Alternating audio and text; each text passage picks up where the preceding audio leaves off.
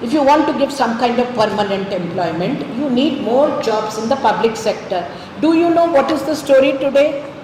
Public sector generates only 10% of jobs. 90% jobs are in informal sector, private sector. So who will give you the employment? If you start an employment discourse, it's private sector and informal sector. Then the question arises, what can the state do? Increasing formalization of the economy, increasing regulation of the state to formalize the informal economy. That is what the state needs to do. And do you know the heartening news there? Because I've come to contemporary India. First important thing, there is a big discourse going on. Do you need a hard state or a soft state? The present regime feels you need a hard state. Only then you can implement. Because the biggest bane of our democracy has been non-implementation. Biggest problem in Indian democracy. Because Indian democracy is a soft state. So you need to go hard on implementation. According to the present regime, if you go hard, it will improve your democracy, because then you can show to countries like China that democracy can also deliver. This is a very interesting story, how they are looking at it. That the story is, the old story is, democracy does not deliver. Democracy is soft. That is why China beat us into everything. Because they are a hard state, we are a soft state. So go hard. In a democracy, you can go hard, stretch and go as hard as you can in implementation. Then your democracy will deliver. If your democracy delivers, then India will become the global, the Vishwa Guru. India will become the Vishwa Guru in good governance. Go hard, implement, deliver, then Indian model of democracy becomes unique in the world as the world's largest democracy, which experimented with a transition from soft to hard, delivered, and therefore the biggest delivering largest democracy in the world. So you become Vishwa Guru. Think about it. This is why I say debates are important. As many debates as you have in democracy, the better. Because you need to think about it. This is one.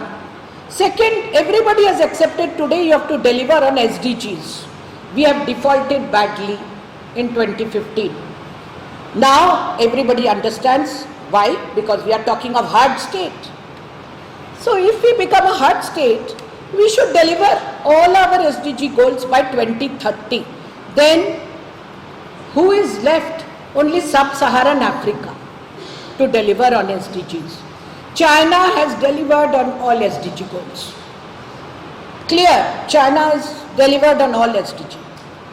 So already China is ahead of us and maybe a role model to the developing world. A role model to the developing world. Think about it. They deliver. We don't. Next, leveraging the demographic dividend which we are talking about. Demographic dividend. What is this demographic dividend? What use is it if you cannot do? Skill your youngest below 25 age group, 500 million citizens. What is demographic dividend? It will pass very soon. You have not done your job of skilling India. Which India? Below 25, India, 500 million. Then you become a Vishwa Guru. You know, I am only saying, or maybe being ironic, or maybe being sarcastic, but I mean, I am saying something, please listen to me carefully. Because 21st century is supposed to belong to India. If we have to become Vishwa Guru, what we need to do? Third, transformative governance has come from rapid digitization of public services. Do you know, and this is a fact, 4 4,000 e-government services across India witness about 385 million e-transactions every day, a world record. Fact, it is a world record. So we have become Vishwa Guru in digitized public service delivery. We can call ourselves a Vishwa Guru in digitized public service delivery. If this is to be believed, 4,000 e-government services given in 385 million transactions every day. Okay. Now, what about our largest scientific and IT manpower? Second largest in the world. Have you leveraged it? If you do, if you leverage this second largest scientific and IT manpower, then we become a global powerhouse in service sector. And do you know what that means? It means by 2047, because we are continuously talking of 2047. Why? Because 100 years of independence. That's a landmark thing, 2047, 100 years. Do you know then where the political economy of this country will shift? 55% contribution to GDP by service sector, which is the biggest hallmark of a developed economy, and it is being said today that is entirely within the realm of possibility. Entirely, no imagination required. If we are going at the pace at which we are going, then by 2047, 55% contribution to GDP will come from service sector. So how are we going to enter the knowledge economy? We are entering the knowledge economy. We will enter through 100% educated, 100% skilled workforce. That is the way to enter knowledge economy, not the way we are entering now. So by 2047, if you can enter knowledge economy like this, 100% literate workforce and 100% skilled workforce, then you really can become the storehouse of IT in the world, scientific and IT manpower in the world. Only then, not before that. Now, good governance practices.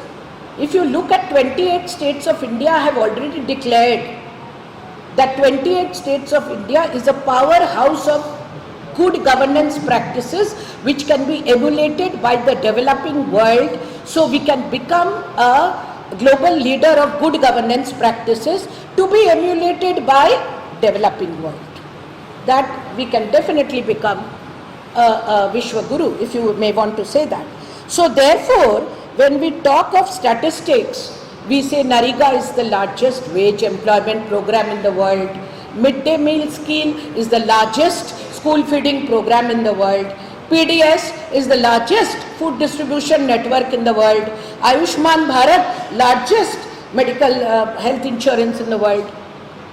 Fine, but these are great schemes, world's largest, but see their outcomes in different states of India. Then you will understand why I am talking of differentiated citizen entitlements. They are the largest in the world. How are they governed? How are they administered? How are they implemented in 28 states of India? That is your area of research.